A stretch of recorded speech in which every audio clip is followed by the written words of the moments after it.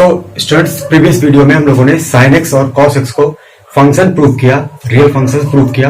उनकी डोमेन देखी, whole set of real number था और रेंज भी क्या थी, क्लोज इंटरवल -1 to 1 था। डोमेन फाइंड आउट किया जो कि whole set of real number था और रेंज देखी क्लोज इंटरवल -1 से 1 था।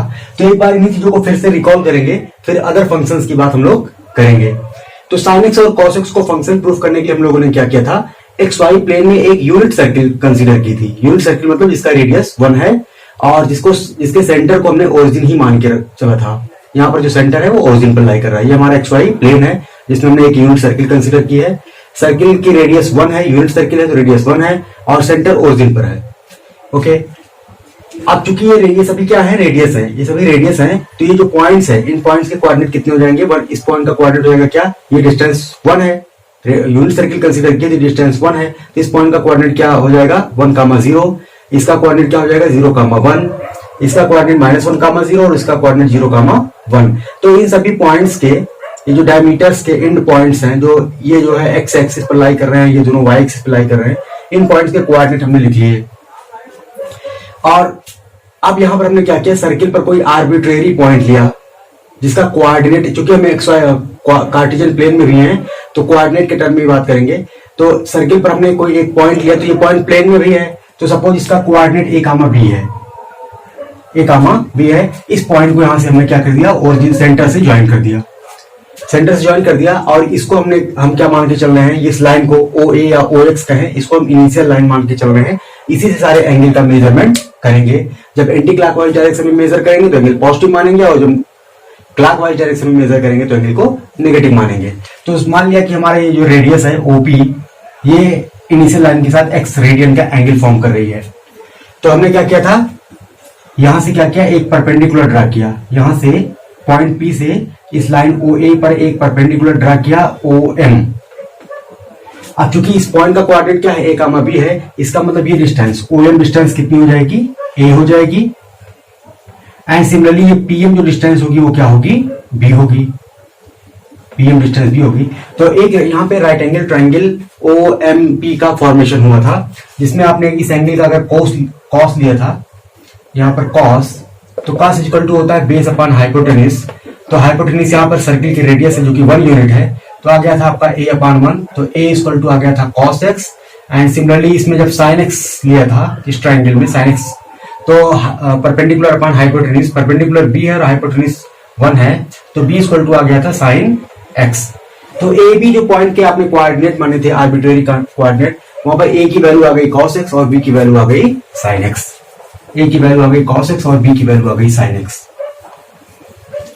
तो इसका मतलब यहां पर हम a और b को रिप्लेस करते हैं। हम a और b को रिप्लेस कर दिया तो जो पॉइंट है उसका कोऑर्डिनेट क्या आ गया, पॉइंट का कोऑर्डिनेट आ गया cos x sin x। इस पॉइंट P का कोऑर्डिनेट आ गया था cos x sin x। तो यहां पर आप देख पा रहे होंगे कि अब एंगल के टर्म में हर पॉइंट का, सर्किल पर जो भी पॉइंट है उनका जो कोऑर्डिनेट है वो किस पर डिपेंड करने लगा, इन एंगल्स पर डिपेंड करने लगा। सभी पॉइंट का coordinate, first coordinate cos x है और सेकंड कोऑर्डिनेट sin x है। अब कोऑर्डिनेट किस पर डिपेंड कर रहा है, एंगल पर डिपेंड कर रहा है। तो यहां पर हम देखते हैं कि ये cos x और sin x की डोमेन क्या होगी और रेंज क्या होगी, कहां कहां पे डिफाइन होंगे। तो आप देखेंगे जब इसकी वैल्यू 0 हो जाएगी, तो स्टूडेंट्स यहां पर देख पा रहे हैं कि सर्किल पर जितने भी पॉइंट्स हैं सबका कोऑर्डिनेट किस पर डिपेंड कर रहा है, इस एंगल पर। एंगल जो कि रेडियन यूनिट में है, रेडियन यूनिट में है, इसका मतलब क्या है, x रेडियन है, इसका मतलब कोई एक रियल नंबर भी है ये, क्योंकि आपने रिलेशन प्रूफ किया है कि हर एंगल जो कि रेडियन यूनिट में मेजर किया गया है वो क्या है, रियल नंबर भी है। तो अब यहाँ पे आप देखिए x इक्वल टू, जब यहाँ पर एंगल मतलब 0 होगा, जब ये लाइन इस लाइन इनिशियल लाइन से कोइंसाइड कर जाएगी, जब एंगल 0 हो जाएगा तो एंगल की वैल्यू 0 है, मतलब cos 0 sin 0, एंगल ये 0 हो जाएगा, तो ये पॉइंट कहां पर आ जाएगा, ये पॉइंट इसी a पॉइंट से कोइंसाइड कर जाएगा। तो cos 0 और sin 0 की वैल्यू क्या हो जाएगी, cos 0 की वैल्यू आपके यहाँ पे क्या मिल रही है, 1 मिल रही है और sin 0 की वैल्यू 0 मिल रही है। एंगल को जैसे जैसे आप रोटेट करते जाएंगे, बढ़ाते जाएंगे, ये 0 पर एक जब एंगल 0 हुआ तो cos 0 की ने क्या वैल्यू थी 1 और sin 0 की वैल्यू हो गई 0। अब एंगल को आप थोड़ा कर क्या करिए, एंटी क्लॉकवाइज डायरेक्शन में रोटेट करिए। तो सपोज यहाँ पर कोई पॉइंट पे आप पहुंचेंगे यहाँ पर, तो ये एंगल की वैल्यू सपोज हो जाएगी π/4, π/4 मतलब 45 डिग्री, π/4 रेडियन, रेडियन में π/4, तो यहां पर आ जाएगा ये सपोज वैल्यू आ जाएगी आपकी कितनी, π/4। तो इस पॉइंट का कोऑर्डिनेट क्या हो जाएगा, cos π/4 sin π/4। तो इस पर वैल्यू क्या होगी, ये वैल्यू यहां से एक परपेंडिकुलर ड्रा कर दिया, यहां से एक परपेंडिकुलर ड्रा कर दिया, तो ये वैल्यू हो जाएगी cos π/4 की और ये वैल्यू हो जाएगी sin π/4 की। तो सिमिलरली आप देख पा रहे होंगे यहां पर ऐसे ऐसे एंगल को जब रोटेट करते जाएंगे तो यहां पर एंगल कितना हो जाएगा, इस पर एंगल क्या है, π/2 है, यहां पर एंगल पाई है, एंटी क्लॉकवाइज डायरेक्शन में जब मेजर कर रहे हैं, यहां पर एंगल 3π/2 है और यहां पर फिर एंगल 2π हो गया है। तो जीरो पर वैल्यू ये थी, उसी तरीके से अब एंगल को हम रोटेट करेंगे, एंगल को रोटेट करेंगे, एंगल हमारा कहां से बढ़ेगा, 0 से π/2, π/2 पर जैसे पहुंचेगा तो cos π/2 की वैल्यू क्या होती है, cos π/2 की वैल्यू आपको पता है 0 होती है, ये 0 आ गया, और cos और sin π/2 की वैल्यू 1 होती है, ये कोऑर्डिनेट आ जाएगा। तो ऐसे ऐसे एंगल को हम रोटेट करते जाएंगे, फिर π/2 से आगे जब आएंगे तो पहुंचते कहां पे, x = π पर पहुंचेंगे, तो cos π की वैल्यू आपकी ये क्या हो जाएगी, ये कोऑर्डिनेट मिल जाएगा, जबकि x = π होगा तो cos π और sin π, cos π की वैल्यू -1 और sin π की वैल्यू 0 हो जाएगी। तो ऐसे ऐसे एंगल को हम रोटेट करेंगे, यहां पर आएंगे तो जो वैल्यू है sin x = जब 3π/2 होगा तो cos x की वैल्यू 0 हो जाएगी और sin 3π/2 की वैल्यू -1 हो जाएगी। फिर इस पॉइंट पर देखेंगे जब x = एंगल हमारा 2π होगा, बीच में सभी एंगल्स आते जाएंगे, तो फिर से वही पॉइंट आ जाएगा, जब x = 2π होगा तो यही पॉइंट पर, इसी पॉइंट पर फिर पहुंच जाएंगे। तो फिर इसका मतलब क्या हुआ कि cos 2π की वैल्यू 1 हो गई और sin 2π की वैल्यू 0 हो गई। तो आप ऐसे ही एंगल को रोटेट करते जाएंगे ऐसे ही एंटी क्लॉकवाइज डायरेक्शन में, तो देखेंगे कि सभी पॉजिटिव नंबर कवर हो जाएंगी। x = ऐसे रोटेट करेंगे 0 से π/2, फिर पाई, फिर 3π/2, उसके बाद फिर 2π, फिर ऐसे ऐसे बढ़ते जाएंगे, तो यहां से 2π में π/2 ऐड होगा तो 5π/2, ऐसे ही सब बहुत मैनी टाइम्स रिपीट करते जाएंगे। सो स्टूडेंट्स यहां पर रोटेट करते जाएंगे एंगल को, तो सभी पॉजिटिव नंबर पर वैल्यू sin x और cos x की वैल्यू मिलने लगेगी। और वैल्यू हमेशा जो है sin x और cos x की आप देख पा रहे होंगे कि क्या हो सकती है, इस पॉइंट को यहां से परपेंडिकुलर ड्रा करिए, इसका coordinate cos x sin x है, इसका मतलब ये डिस्टेंस क्या है, cos x है, ये डिस्टेंस cos x है और ये डिस्टेंस क्या है, sin x है। तो यहां पर देख रहे हैं कि sin x की जो वैल्यू है कितनी हो सकती है, मैक्सिमम -1 हो सकती है और मैक्सिमम 1 हो सकती है और मिनिमम -1। हमेशा sin x की वैल्यू 1 से, सर्कल्स यहाँ फिगर से दिख रहा है कि जो sin x जो सेकंड कोऑर्डिनेट है, यानी जो हमारा सेकंड फंक्शन है, इसकी वैल्यू जो है सभी एंगल्स के लिए, चाहे आप जितना रोटेट करें, हर बार एंगल्स के लिए क्या है, -1 से 1 के बीच में है, और cos x की वैल्यू भी क्या है, -1 से 1 के बीच में है। तो सभी पॉजिटिव वैल्यू पर आप देख रहे हैं sin x और -1 की वैल्यू, -1 से 1 के बीच की सभी वैल्यू एज्यूम कर रहा है। इसका मतलब हर एक पॉजिटिव वैल्यू के लिए sin x और cos x की एक डेफिनेट वैल्यू मिल रही है।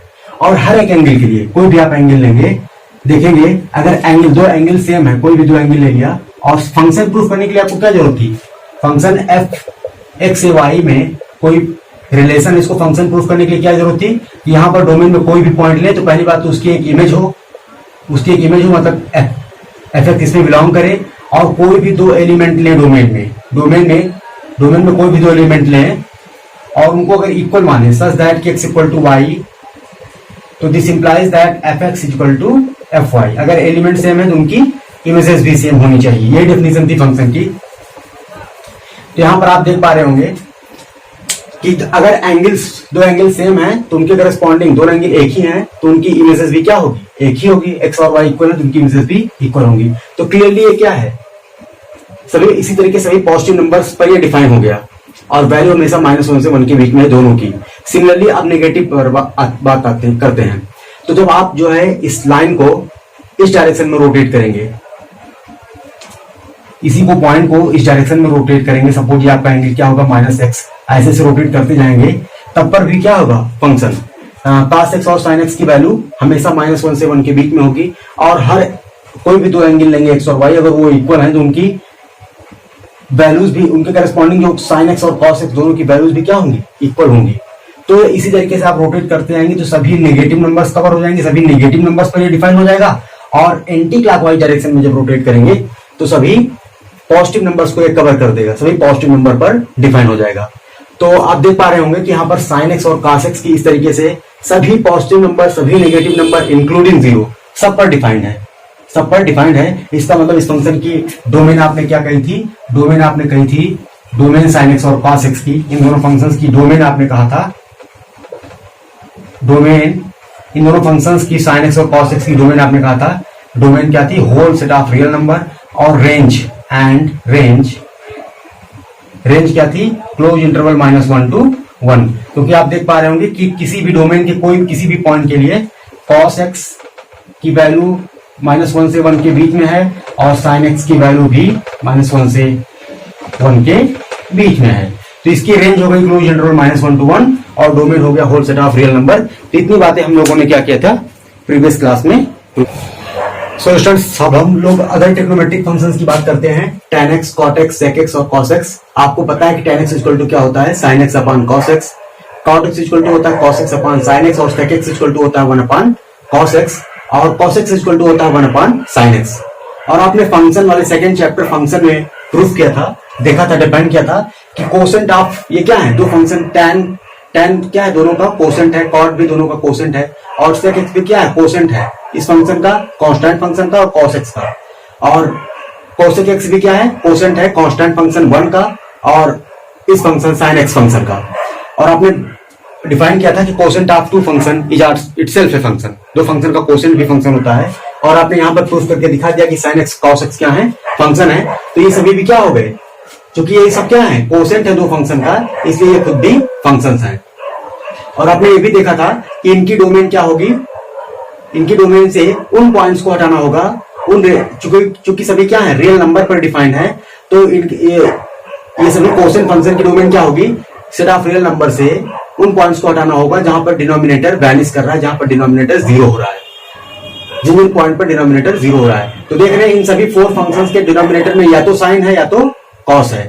तो अब हम नेक्स्ट क्या फाइंड आउट करेंगे, वो पॉइंट्स देखेंगे जहां पर साइन एक्स और कॉस एक्स 0 हो जा रहे हैं। तो उन्हीं पॉइंट्स को सेट ऑफ रियल नंबर से हटा देंगे तो यह इन सभी फंक्शंस की डोमेन फाइंड आउट हो जाएगी। सो स्टूडेंट, फाइंड करते हैं कहां पर साइन एक्स और कॉस एक्स की वैल्यू 0 हो रही है। तो फिगर से आप देख पा रहे होंगे, फिगर से देख पा रहे होंगे, जब x इक्वल टू 0 होगा, जब x इक्वल टू 0 होगा तो इस पॉइंट, ये पॉइंट कहां कोइंसाइड कर जाएगा, पॉइंट ए से कोइंसाइड कर जाएगा। तो x इक्वल टू 0 पर देख रहे हैं कि सेकंड कोऑर्डिनेट जो है साइन एक्स की वैल्यू दे रहा है, ये क्या है, 0 है। तो पहली वैल्यू एक्स साइन की कब 0 हो रही है, जब x इक्वल टू हो रहा है 0। तो sine x equal to 0 if x equal to 0। उसके बाद जब एंगल आप बढ़ाएंगे इस एंटी क्लॉकवाइज डायरेक्शन में 0 से आगे जैसे जैसे एंगल रोटेट करते जाएंगे तो देख रहे हैं कि यहाँ पर जब x इक्वल टू π/2 होगा तो साइन की वैल्यू कितनी है, 1। फिर ऐसे एंगल को और रोटेट करेंगे तो कहीं पर भी साइन की वैल्यू 0 नहीं होने वाली है। क्योंकि सपोज अगर यहाँ पर कोई पॉइंट, ये एंगल हुआ x, कोई एंगल ये x हो गया आपका, ये एंगल कोई x अगर हो गया तो यहाँ पर अगर साइन की वैल्यू आपको निकालनी है तो क्या करिए, y एक्सिस पर परपेंडिकुलर ड्रा करिए, यहाँ पर कहीं पड़ेगा परपेंडिकुलर का फुट। तो इसका मतलब इस एंगल के करस्पॉन्डिंग साइन की वैल्यू कितनी होगी, ये होगी, जो कि क्या है, नॉन जीरो है। तो आप देख पा रहे होंगे कि साइन की वैल्यू जैसे जैसे एंगल को आप 0 से आगे बढ़ाएंगे एंटी क्लॉकवाइज डायरेक्शन में, कहीं पर भी वैल्यू क्या होगी, 0 नहीं होगी। नेक्स्ट जो 0 वैल्यू मिलेगी साइन की आपको, वो सिर्फ देख पा रहे होंगे कि कहां पर मिलेगी, सिर्फ x इक्वल टू जब होगा पाई, जब x इक्वल टू पाई होगा ये पॉइंट आपका आ जाएगा। तो इस पर देखिए, यहां से परपेंडिकुलर ड्रा करेंगे तो परपेंडिकुलर का फुट इस पर आ जाएगा, ओरिजिन पर। तो यहाँ पर देख भी पा रहे हैं, वैसे भी देख पा रहे होंगे कि यहाँ पर साइन की वैल्यू क्या हो जा रही है, 0 हो जा रही है। तो साइन की जो नेक्स्ट वैल्यू 0 होगी वो कहां पे 0 होगी, पाई पर। सिमिलरली फिर आप ऐसे एंगल को रोटेट करते जाएंगे, यहाँ पर 3π/2 पर पहुंचेंगे तो देख रहे हैं कि साइन की वैल्यू क्या है, -1 है। ऐसे ऐसे आप जब फिर एंगल को रोटेट करेंगे तो यहाँ पर देखेंगे x इक्वल टू 2π पर पहुंच जाएंगे, x इक्वल टू 2π पर फिर वैल्यू क्या हो जाएगी, साइन की 0। तो x इक्वल टू 2π पर भी वैल्यू 0 हो जाएगी। फिर एंगल को थोड़ा आप बढ़ाते जाएंगे और देखेंगे कि यहाँ तक 2π था, फिर ऐसे बढ़ते बढ़ते आप यहाँ पे आएंगे तो पाई एंगल और बढ़ेंगे तो 2π प्लस 2π में पाई ऐड करेंगे तो 3π पर पहुंचेंगे। तो 3π पर पहुंचेंगे तो देखेंगे फिर वैल्यू क्या आ जाएगी, 0 आ जाएगी, 3π पर 0 हो जाएगी। ऐसे आप देखेंगे 4π, 5π, dot dot dot so on, सभी पर क्या होगी, साइन की वैल्यू 0 होगी। तो ये तो था जब हम लोग मेजर कर रहे थे एंगल को एंटी क्लॉकवाइज डायरेक्शन में। अब जरा क्लॉकवाइज डायरेक्शन में मेजर करते हैं। तो क्लॉकवाइज डायरेक्शन में अगर मेजर करना स्टार्ट करते हैं तो पहली वैल्यू तो 0 पे 0 है, वो तो हमने देख ही लिया है। फिर ऐसे एंगल को अगर रोटेट करेंगे तो आप देख पा रहे होंगे ये एंगल इस डायरेक्शन में जब रोटेट करेंगे, इस डायरेक्शन में आप मेजर करेंगे तो यहाँ पर जब पहुंचेंगे तो एंगल क्या हो जाएगा आपका x इक्वल टू -3π/2, क्योंकि क्लॉकवाइज डायरेक्शन में मेजर कर रहे हैं। यहाँ पर पहुंचेंगे तो एंगल क्या आ जाएगा, x इक्वल टू -π होगा। तो -π जब पहुंचेंगे देखेंगे साइन की वैल्यू क्या आ रही है, ये 0 हो जा रही है। तो यहाँ पर आपको क्या मिल जाएगा, -π पर 0 हो जाएगा। सिमिलरली यहाँ पर पहुंचेंगे तो -3π/2 होगा, -3π/2 होगा। फिर यहाँ पर पहुंचेंगे तो क्या एंगल आ जाएगा, -2π, क्योंकि नेगेटिव डायरेक्शन में मेजर कर रहे हैं। तो -2π, -3π dot dot dot so on. तो आपने ऑब्जर्व किया कि इन्हीं पॉइंट्स पर साइन की वैल्यू क्या हो रही है, 0। x इक्वल टू 0 पर +-π, +-2π, +-3π, +-4π, इन सभी पॉइंट्स पर 0 हो रही है। मतलब पाई के क्या है, सभी इंटीजर मल्टीपल्स पर वैल्यू 0 हो रही है। तो इसी चीज को अगर हम कॉम्पैक्ट फॉर्म में लिखें, तो इसको हम क्या लिख सकते हैं, इसी बात को, ये जो सभी पॉइंट्स हैं इनको अगर हम कॉम्पैक्ट फॉर्म में लिखना चाहें तो इसको हम लिख सकते हैं sin x equal to 0 if x equal to integer multiple of pi, मतलब n पाई, if x equal to n pi, जहां पर n क्या है, कोई भी इंटीजर है। तो sin x equal to 0 if x equal to n pi, sine x अगर 0 है तो डेफिनेटली x को क्या होना होगा, n पाई का इंटीजर मल्टीपल होना होगा। और अगर कोई एंगल साइन पाई का इंटीजर मल्टीपल है तो डेफिनेटली साइन x की वैल्यू 0 होगी। तो sine x equal to 0 if and only if, ये दोनों तरफ से ट्रू है, if and only if x equal to n pi, n belongs to integer. So this is very important observation which is our first observation. इसको आप note करेंगे। तो देख रहे हैं कि साइन कहां पर 0 है, x इक्वल टू n पाई पर। तो ये हमने साइन के लिए बात कर ली। अब सिमिलरली अगर हम बात करें cos x की, तो cos x को आपको देखने के लिए क्या होना होगा, फर्स्ट कंपोनेंट्स को देखना होगा कहां पर 0 हो रहा है। सो स्टूडेंट्स, अगर इन पॉइंट्स को हम कॉम्पैक्ट फॉर्म में लिखें तो इन पॉइंट्स को देखने पर आपको क्या दिख रहा है, cos x की वैल्यू 0 है कब, जब x इक्वल टू क्या है, π/2, 3π/2, 5π/2, 7π/2 एंड सो ऑन। और ये नहीं का नेगेटिव्स, मतलब -π/2, -3π/2, -5π/2, -7π/2, मतलब π/2 के ये सब क्या हैं, π/2 के ये सब ऑड मल्टीपल्स हैं। ये π/2 का π/2 इंटू 1 लिख सकते हैं, इसको π/2 इंटू 3, π/2 इंटू 5, π/2 इंटू 7, और यहाँ पर भी π/2 इंटू -1, π/2 इंटू -3। तो ये देख रहे हैं क्या है, π/2 के ऑड मल्टीपल्स हैं। तो ऑड मल्टीपल्स को हम लोग किस तरह रिप्रेजेंट करते हैं, इवन मल्टीपल्स को 2n से भी डिनोट करते हैं जहां पर n इंटीजर है, और ऑड मल्टीपल्स को 2n+1। तो π/2 का ऑड मल्टीपल्स मतलब π/2 इंटू 2n+1। तो इन सभी पॉइंट्स पर cos की वैल्यू हमेशा क्या होगी, 0 होगी। तो इसको हम सब हटाते हैं और इसको शॉर्ट फॉर्म में लिखते हैं किस तरीके से, कि cos x इक्वल टू 0 होगा if x equal to 2n+1 π/2, जहां पर n क्या है, हमारा इंटीजर से बिलोंग कर रहा है। If cos x equal to अगर 0 है, अगर ऐसा x इक्वल टू 2n+1 π/2 है तो cos x की वैल्यू 0 होगी। और अगर cos x की वैल्यू 0 है तो डेफिनेटली ये होगा x की वैल्यू। तो इसको आप लिख सकते हैं इफ एंड ओनली इफ। तो ये आपकी थी क्या, सेकेंड ऑब्जर्वेशन। तीन दो ऑब्जर्वेशन को आप नोट करिएगा अपनी कॉपी में, ये बहुत ही इंपॉर्टेंट है। तो देख रहे हैं कि उन पॉइंट्स को हम लोगों ने फाइंड आउट कर लिया जहां पर cos x और sin x वैनिश कर रहे हैं, 0 हो रहे हैं। तो अब हम लोग इजीली इनकी डोमेन लिख सकते हैं। ये सभी जगह डिफाइन होगा कहां पर, इस पॉइंट को छोड़कर, जब x की वैल्यू 2n+1 π/2 हो, इन पॉइंट्स को छोड़कर। और ये cot x कहां पर डिफाइन होगा, उन सभी रियल नंबर के लिए, but x equal to n pi नहीं होना चाहिए। सिमिलरली ये x सभी रियल नंबर पे डिफाइंड है, but x equal to value ये नहीं होनी चाहिए। सिमिलरली cos x सभी जगह डिफाइन है, बट x की वैल्यू क्या होनी चाहिए, ये नहीं होनी चाहिए। तो ये इस तरीके से इनकी क्या हो गई, domain set of real number से उन पॉइंट्स को हटा देंगे जहां पर ये 0 हो रहा है, मतलब इन पॉइंट्स को हटा देंगे तो इसकी डोमेन आ जाएगी। इन पॉइंट्स को हटा देंगे तो इसकी आ जाएगी, फिर इस पॉइंट्स को हटा देंगे तो इसकी आ जाएगी। और इस पॉइंट्स को हटा देंगे तो इसकी आ जाएगी। तो इन सभी की डोमेन यहाँ पर फाइंड आउट हो जाएगी। सो स्टूडेंट्स यहाँ पर हम लोग कह सकते हैं कि tan x equal to sin x upon cos x, लेकिन कब? सभी x के लिए except x equal to 2n plus 1 pi by 2 and n belongs to integer. ये नहीं होना चाहिए, x की वैल्यू ये नहीं होनी चाहिए, बाकी कोई भी real number. Similarly x not equal to n pi, n belongs to integer. x की वैल्यू n पाई ना हो, पाई का मल्टीपल ना हो, इंटीजर मल्टीपल बाकी कोई भी हो।